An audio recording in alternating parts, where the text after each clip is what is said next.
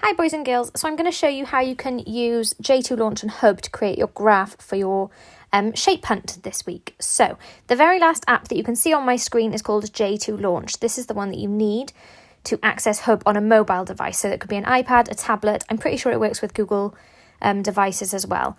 When you get to this page, it's important that you press the red button that says Hub rather than trying to log into that, and it will take you to this page that you'll have seen before.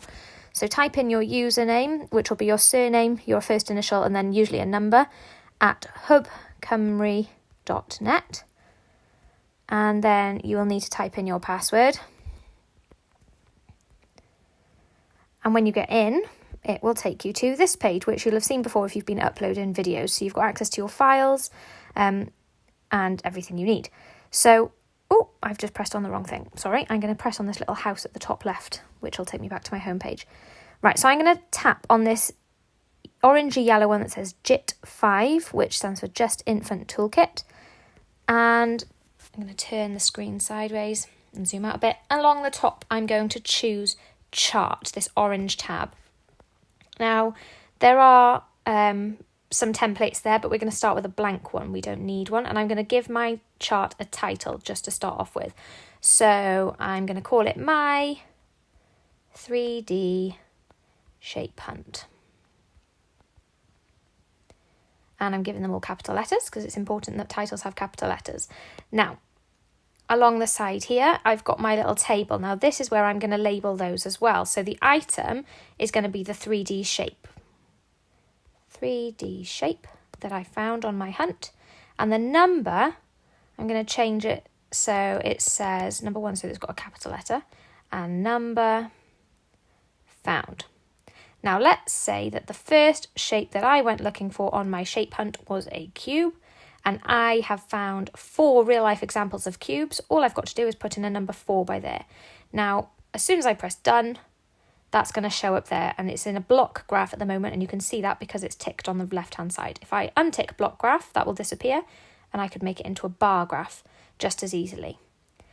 Then the next shape I might have gone looking for might have been a sphere.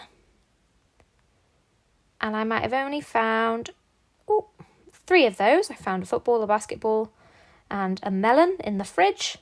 So here I can see now I'm starting to get the bulk of my block graph done. I'll put in 2 more examples just so that I can see my fully populated graph. Let's say I found 2 pyramids. Not sure what examples of pyramids you might find, but be creative. And a cuboid, kind of a long rectangle. Now I've got lots of different cereal boxes in my house, so they are cuboids.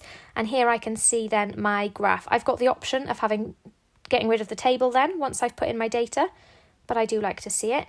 I can change it back to a block graph if I want. I could have it as a pie graph, which looks like this. The only one that doesn't work for this purpose is a line graph, because we can only use line graphs to show how things change over time. And these shapes haven't changed over time. I'm going to stick with bar graph though. And just because I want to, I'm going to change some of the colours. So tap on the little colour block, and I'm going to put in some of my favourite colours. I'm going to put in yellow, then orange, then I'll have a nice pink, and then I think I'll go with this nice purple here. So I'm going to put those in. So now I've got my labelled axis, numbers, got a spelling mistake there, numbers found. Change that. Number found, the name of the 3D shape along the bottom.